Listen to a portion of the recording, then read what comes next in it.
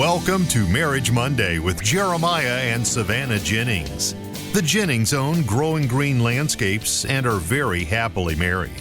In this podcast, Jeremiah and Savannah discuss the wins, losses, good times, bad times, and everything in between pertaining to owning a business while maintaining a healthy marriage along the way. We hope you enjoy the show. What's going on, everybody? Thank you so much for tuning in to the episode today here on the Growing Green Podcast. This is your host, Jeremiah Jennings, and I am super excited to come to you today with another fresh episode for your Monday. Welcome into another show here, another Marriage Monday for you. It's crazy. It is 3.5 years into the show at this point, 2.5 years into Marriage Mondays, which is crazy in and of itself that I feel like we've made it that far. Every time we're coming off the heels of LAL and Equip Expo, and a common thing when we get to talk to people that listen to the show is we love the Marriage Mondays, which is a good thing, I believe. I believe there's a lot of good coming from it. I didn't know what it was going to turn into when we started, and I think it's now just turned into just really us sharing our story. Savannah and I. Savannah is with us today. How are you doing? I'm good. Excited to be here. Always. We just turned into this point of us just sharing our story and talking through our wins, our struggles, our ups, our downs, our journey through life, building a business, growing a family, all the things that go along with that. And we are super appreciative to each and every one of you who tune in, support the show, and just like leave us reviews, talk to us at events, shoot us messages, use our codes. That is really the best way to support the show. And so we really are super appreciative for that. And today I want to continue that journey. I want to continue that kind of just that description, the definition of what I was just talking about, of walking through our life and kind of sharing our journey, because I feel like what we're doing is, believe it or not, something that I think a lot of people want to do. Go full-time in your business, grow a business, get out of the field a little bit, had kids, grow a family. Like we're in the thick of it with a lot of you guys, and we don't have it figured out by any stretch of the imagination. We never said we have, never said we will. But I do want to document along the way and share these things, because I know it's we talk about things here that aren't usually actually aired out and talked about it in public. And so you kind of struggle, and unless you're going to some counselor or coach or whatever, you may not know what to do in some situations. And so that's kind of what I want to walk through today, is just our life, our ups and our downs, and the things that we're navigating right now. And some of those things I think are you staying home, and the challenges of you figuring out, you kind of stepping into your role of being a full-time, you've always been a full-time mother to Jack, but full-time on to Jack, not having to split that time with work, but taking on more responsibilities around the house and more responsibilities with Jack, and now carrying a second baby. There's a lot of things that go into it, and I think a lot of people have the question, because I've personally had this conversation with, when did you know it was time to stay home, and how did you do it, and now that you're home, how do you like it, and what's the good and the bad that come from it? Because what I do want to say, and we may talk about it a little bit, you can share as much as you want to, but it's not all sunshine and rainbows, and walking away from a career you love and enjoy is tough. And even if you don't love it, even if you don't love and enjoy your career, there's still gonna be things that you miss about working outside the home, having time away from your kids, just for yourself. It's an adjustment. It's an adjustment for everyone, and we'd be lying if we say we've figured it out and done it like perfectly. We still, literally to this day, like this day when we record this episode, are trying to figure it out of how time is spent, where time is spent, who does what, who goes where. So yeah, I mean, I kind of want to just dive into some of that and walk through it. What do you think, looking back, what are we now, 8 months removed? 7 months removed? I think we made the decision back in April, because I had to give a notice of It feels like it's been a lifetime. Yeah. It feels so much longer than that. Hadn't even been close to a year. Because, just being, totally honest, I can't imagine you working I can't imagine you going back to work right now. Yeah. We decided back in April, and then I gave notice in May, and then my last day was June 3rd. So it's kind of a process. I mean, it had been something that I think we were talking about, thinking about, praying about for a while. I think I had been seriously considering it longer than I let you to believe. Really? Yeah, because I knew that the second I told you I was even thinking about it, that was all you were going to say, and you weren't going to let it go until I did. Yeah. And it was really something that it was a decision we made together, but like I also had to be ready for it on my own, Yeah. like for my reasons. Because in total transparency, and you can feel free to disagree with this, I think our driving forces behind the reason that I quit were different. And I needed to come to that on my own. For you, I feel like it was more of a like, it was annoying for you. My work was like inconvenient because I had to answer somebody, and I would another. I mean, we've been so transparent. I don't feel like I need to keep saying that, but I mean, I wasn't hardly bringing in much. I was working so minimal that like the pay was supplement. Like it was helpful. It wasn't nothing, but it wasn't like so. The juice was not worth the squeeze. Yeah, no, it wasn't so significant that it was like, okay, yeah, I see where this, like, you got to go to work because you're really helping us here, like, and so it was annoying for you. It was inconvenient. It was like taking away from like my time and home and like able to help with Jack, and so that you could do the things you were needing to do. You made me sound terrible. That was not the only reason. That was not the only reason. No, okay, fine. Your main reason was you wanted us to be able to do whatever we wanted whenever we wanted it, and we could not. I didn't want you to have to go to report to work I didn't want you to have to do that anymore. I didn't report to work every day. You know what I mean. You did not want me having to answer to anybody for the convenience of us. Yeah, I mean, yeah, sure. That's a much deeper thing, but yeah. Okay, continue. Well, where am I wrong? Well, that's not the only reason why. I'm not saying the only. I'm saying the driving reason, the main reason. Okay. Yeah, continue. Well, correct me. No, continue. What were you going? I mean, just that. What was your reason? I mean, so here's my thing. I was so like, Because you can't say you were content working. I wasn't. I didn't say that I was. Yeah.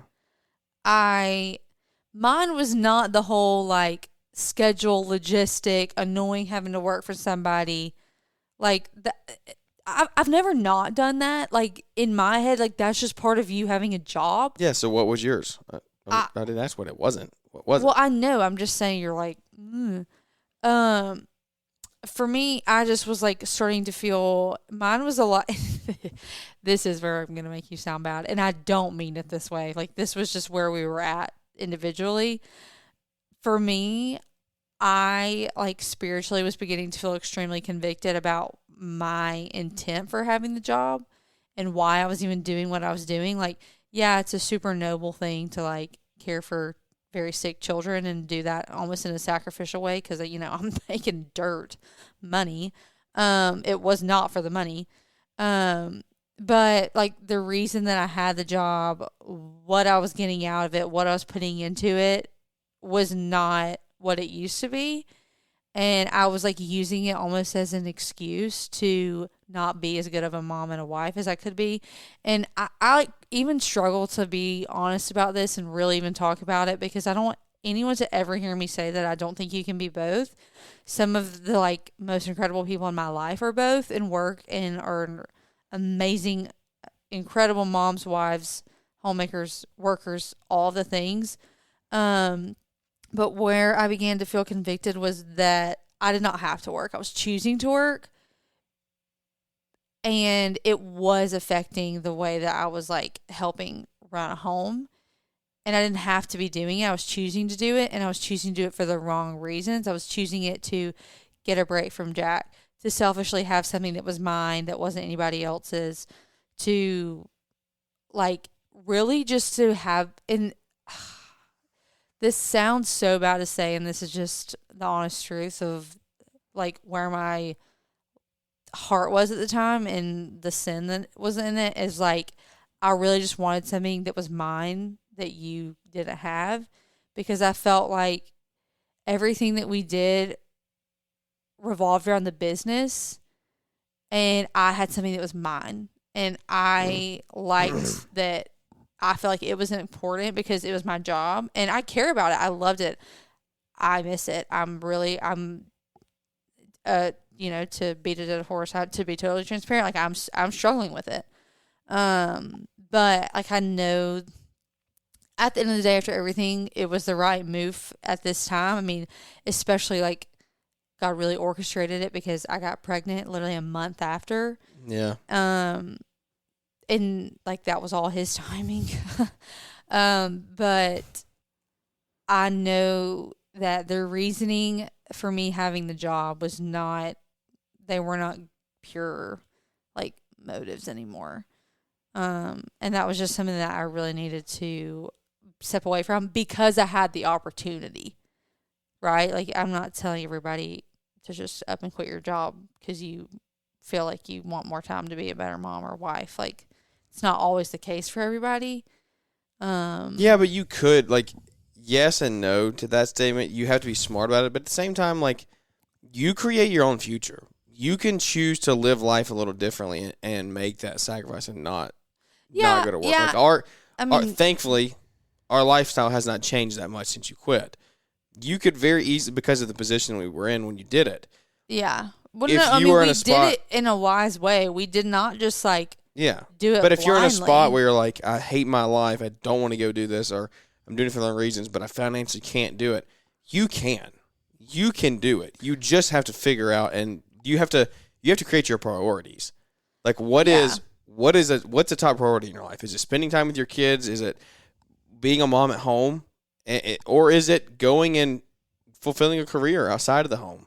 Yeah. And sacrificing, because you're sacrificing one thing either way, right? Oh, 100%. Yeah. It's the whole thing of you choose your heart. Like you're going to sacrifice time with your kids, or you're going to sacrifice a monetary lifestyle or a showy lifestyle. Yeah. And that only has to be a season of time, right? Right. You can go make more money. Are you ever going to get your time back with your kids? Right. And that's what I always want to get across to people. That's what we had to come to terms with, is like, yes, well, I have my reasons. That was a chunk of it. I was like, it was making me sad because as a mom, I started struggling with the fact that I didn't feel like, I think I touched on this a little bit. I just started feeling like, even though I didn't work full time, I just started feeling like I mean, Jack, yeah, he loved me. I'm his mom, whatever. But I was like no different in a room of family members like that he would come to. Yeah. You know what I mean? Like he would Facts. easily. That was 100% truth. Yeah, like and it was justified. Like that was validated. Like concerns I was having, however you want to say that. But you know what I'm saying? You're not making that up to like make yourself feel bad. Like no, that was true. That was happening. Like if we were in a room with my sister and Jeremiah and our parents or whatever, like he would have 100% just the same gone to one of them if he had gotten hurt. Like he wouldn't have come to me first. And I started realizing that and seeing that, and I was like, oh my gosh, like what am I doing? Like why am I prioritizing this job when I could be with Jack and I could be that person for him? Like I'm his mom. Like why am I not giving anything to be able to spend this time with him, you know? And so I think that was the major thing. And I just started realizing and I think it took him getting a little bit older, because when he was so young, it didn't really bother me to leave him because I was like, he's not very aware of what's going on. Like he's a little potato, you know, like he crawls around and smiles and eats applesauce, but like that's about what I'm missing. And granted, like I did miss that and I was sad. I'm not a monster. Like I loved him and like miss him as a baby. But when I started realizing that I didn't know him as well as I wanted to know him as a toddler, whatever, that bothered me. And I realized truly like the gravity and the responsibility and just the weight that it carries to raise a child. Yeah. And why I was like, what am I doing? Like, why is this not everything? Like, why this should be my focus? And especially like for us, and like me and all the things that I feel like God was teaching me and that I'm learning, the gravity and the importance of like raising not only a good human, but like doing it in a way that honors the Lord and that hopefully like shows Jack who he is, and so that he'll come to know him. Like there's nothing more important in my life, like outside of my own salvation, than raising my child and my kids to know Jesus. That's it. That's number one. And if I have a way to do that and like more effectively, more intentionally, it became a no-brainer to me. Like I was like, I have to quit. Why would I not quit? I can quit. The Lord has provided for us so well. Jeremiah has worked so hard that I have this opportunity to be home, to help to raise Jack. Like, why would I not? It just doesn't make sense. And that's personal to everybody, right? Like some people find that in their mission field, in their work, in their job, and that's incredible. Like you have to have that. But for this season of life, for this time, like that's just where we're at, where I'm at, and I have I have no intentions of not ever going back to work. Like you kind of laugh about it. I like am doing all the things that I need to be doing right now to keep up my license. I'm gonna renew it in a month. Like I don't feel done forever. But this stage, and I don't even know, like it might be a 6 month. I mean, well, I'll be giving birth in 6 months. It won't be. I really hope it's not going to be in 6 months. It might be a year. It might be 4 years. Like I don't know.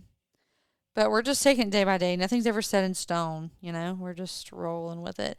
And like part of it truly was us deciding what we wanted for our life, what we wanted for our family.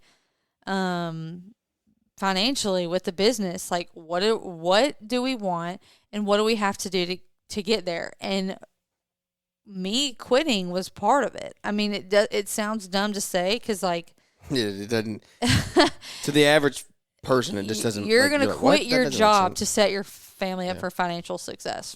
That doesn't make any sense. Yeah. But you know, me quitting really did like. That our conversations were like, okay, I'm going to quit. I'm going to pretty much take over at home. Not that we're not even going to get into that. Like you don't just show up here and I just take care of everything, you know?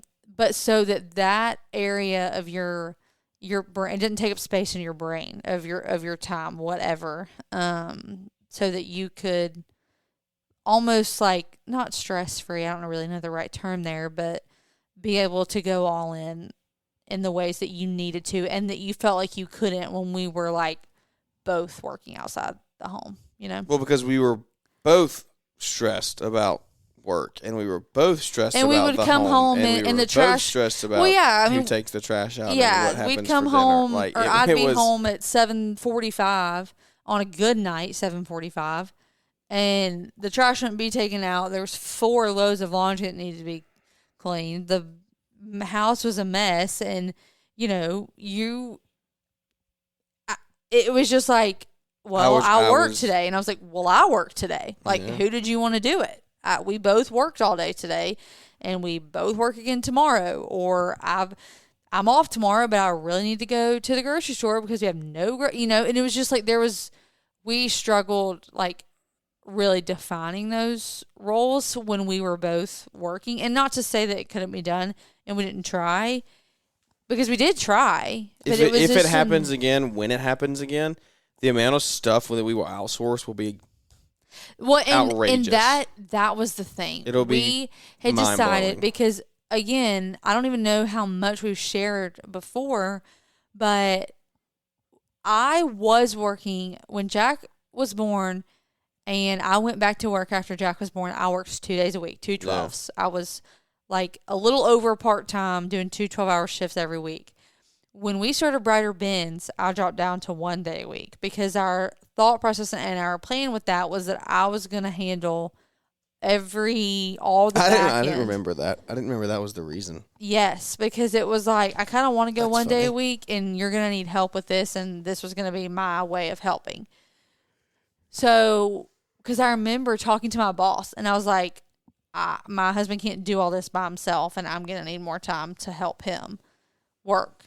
So, we did that, and it just didn't work out that way. Like, we had such high hopes for me getting really involved with Brighter Bins, and it just didn't really happen. Well, because it was still too, like, I think what we realized, that process is finally, I was trying to put you into something that you weren't.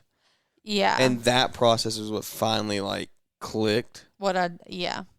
Like, we both, and you were trying to do it for me. I think on the backside, you were like, yeah, what, like, and you had a good attitude, you made a good effort. But, like, our brains are literally wired differently. Like, we are different types of humans. There are different types of humans listening to this show.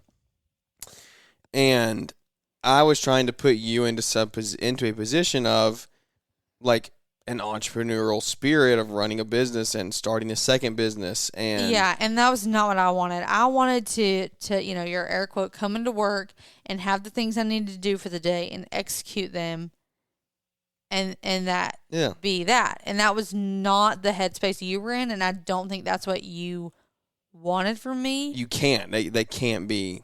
At the stage of where the business was, that can't be a thing. Yeah. And so it didn't work out. So I kind of just kept on for a while, working one day a week. And then we kind of got to this point of like, this isn't going to work anymore. It made no sense. We were like, I either need to quit and this is like kind of before, like this is kind of when I'll never forget. Continue. I was going to go back more.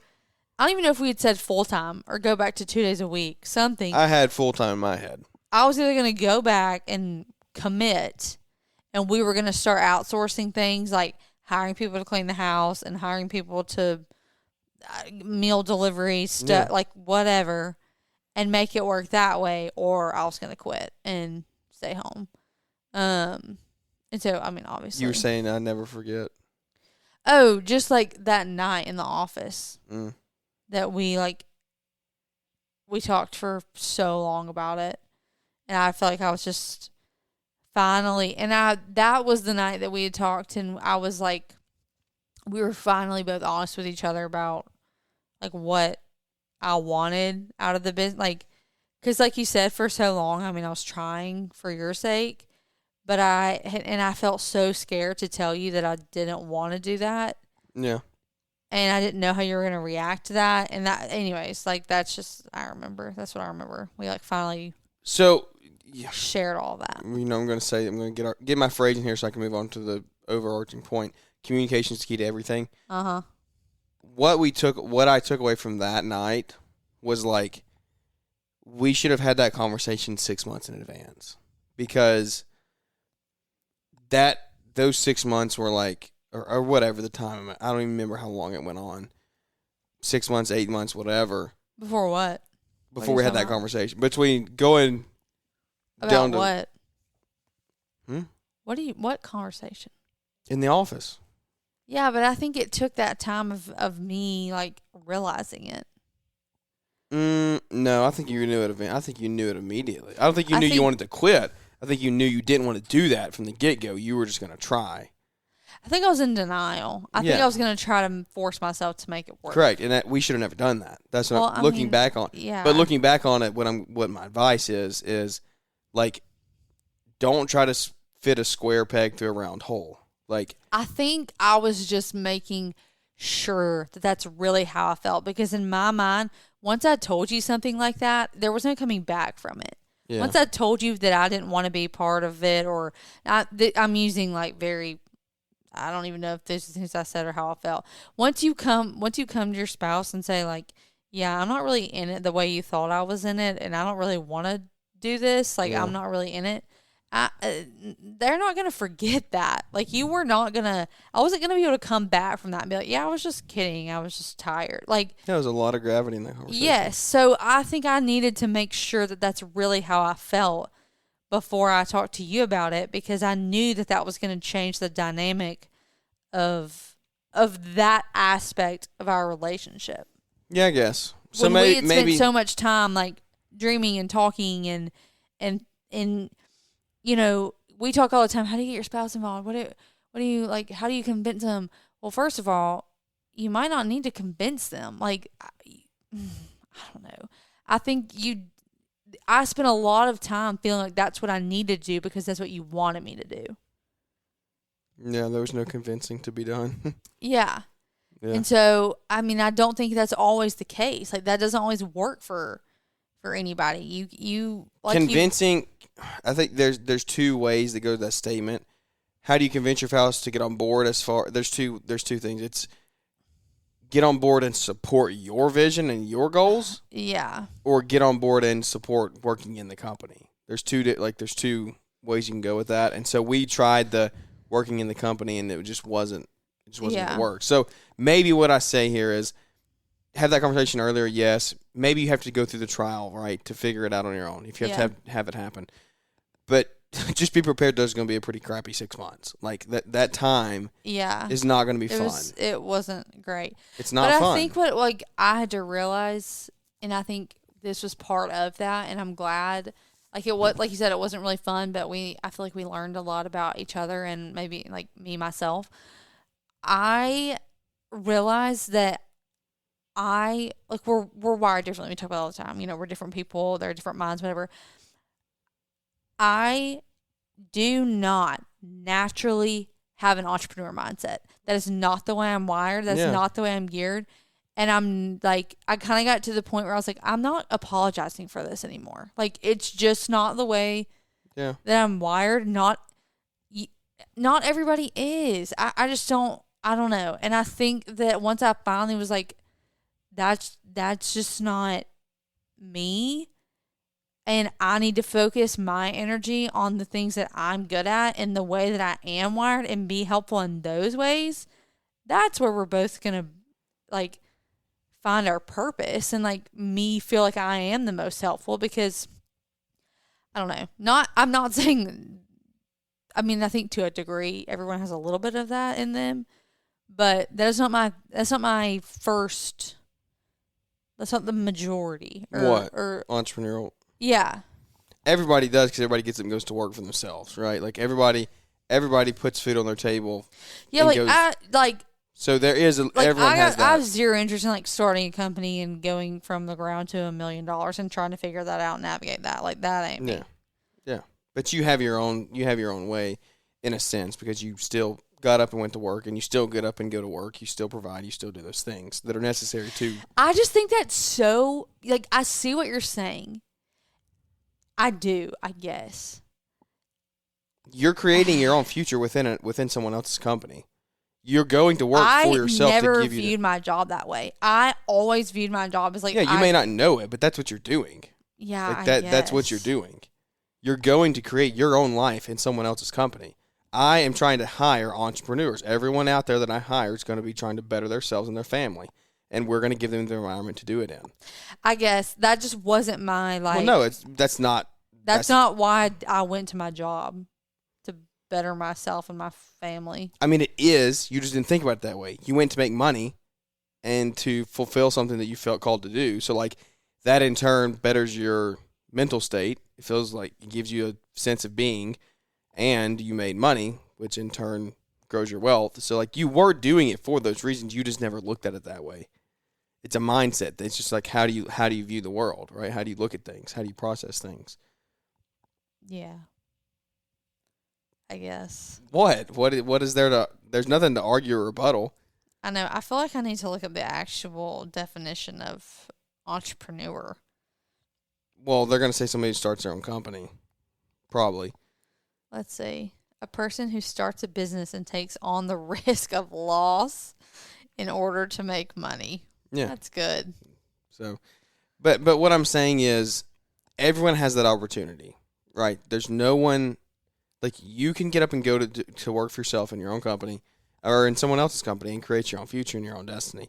Mm-hmm.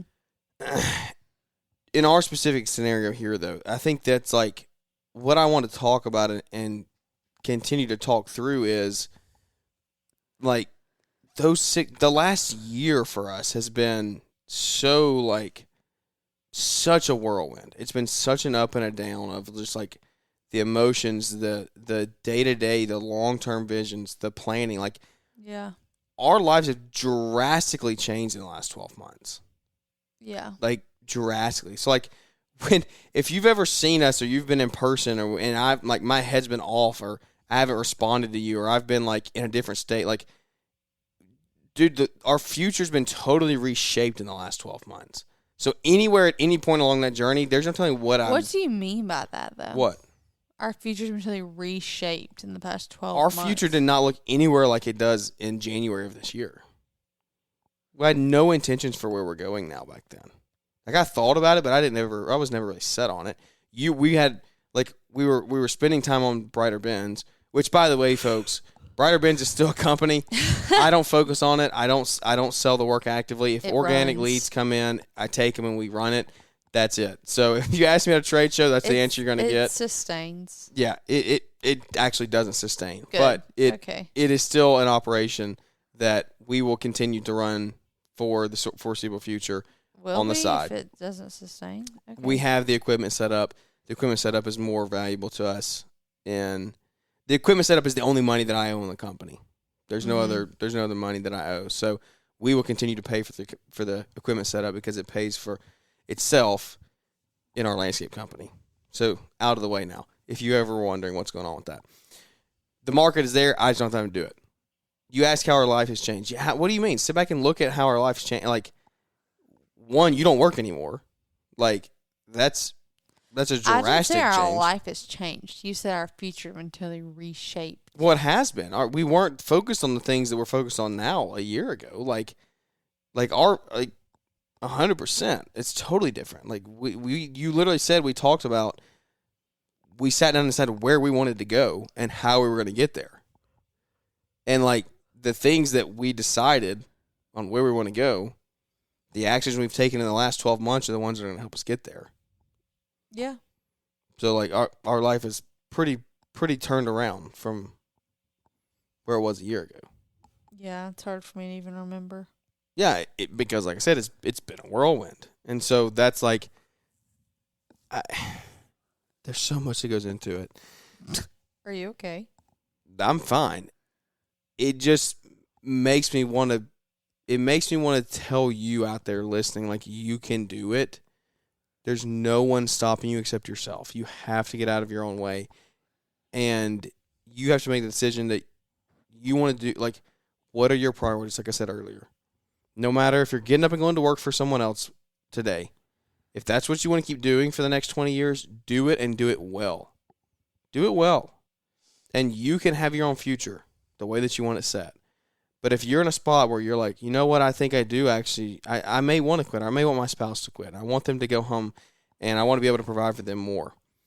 Maybe that's the spot you're in. I want my spouse to be able to quit. I want to be able to financially support that, right? Well, what can you do? What changes can be made? How can you come together and have the conversations of what are your priorities and what can you do together to make that happen? Because here's the thing, you're not going to be able to make it happen if just one of you is on board with it. You both have to get on the same boat. You both have to realize that this is where you want to go. Like, it is a totally different world when you both are on the same page. When you're separated, it's going to be tough. We're talking to you openly. We were separated on different mindsets for a year or two. Like, the timeline is even hard to keep up with. Yeah. And it was not fun. But, like, we're equally aligned now, and we're still working through the things. And I think that, so this is going to be a part one of a part two. And because we've gotten into some good stuff. Next week, we're going to talk through the actual struggles of what you go through when this actually happens, when you make this decision to stay home. Because now we're at the point of, yes, your time, your role is here working at home, working, like, keeping the house running, but pregnant with a toddler that is crazy, just energetic, a ball of energy. Yeah. Like, so fun, so loving, but a ball of energy, figuring out emotions, right? Like, all those things. Yeah, Jack figured out. I mean, he's always said the word no, but like, Yeah, he knows what it means now. He tells me no. Yeah. So like, Jeremiah looked at me during. He was like, "Just be ready for a week full of him telling you no to everything you tell him to do." I said, "Cool." Yep. And so that's where we're at. Those are the things we have to go through. So next week we're going to come back and we're going to talk about some of that more in depth of just the things that we've struggled with, the things we're trying to figure out literally right now, decisions we're trying to make right now on who goes where, who does what, how do we make it to where we're both succeeding and fulfilling our purposes. Because I know what my purpose is right now. Savannah knows what hers is. But at the same time, it's still stressful. It's still hard. And I'm not about the life of like living more stressed than you have to be and not enjoying the life that you're having. So like, what can we do to change to enjoy the things that we have more? What changes can be made? And so I think we're going to talk about that next week on a part 2 here for Marriage Monday. But I hope you enjoyed today's show. Maybe you're someone who listens to this show that doesn't normally listen in. I hope it resonates with you. I hope that you can take something away from it. I hope that you can see that like we're very passionate about what we're doing now, and I think that you can see huge breakthrough in your life if you just make little changes, little things moving forward, set your priorities straight, and we're always here to help, right? Like, again, we do not have it figured out, but I'm committed to giving it the best shot that we possibly can at living a future of a life and creating our future generations, Jack's kids, like giving them the life, setting them up for success, for them to go fulfill the roles that they have in the world, whatever those are that they go into. As Savannah said, teaching them to follow Christ, teaching the next generation after that, right? Like those are the callings that we have on us right now. We're in our years of doing that.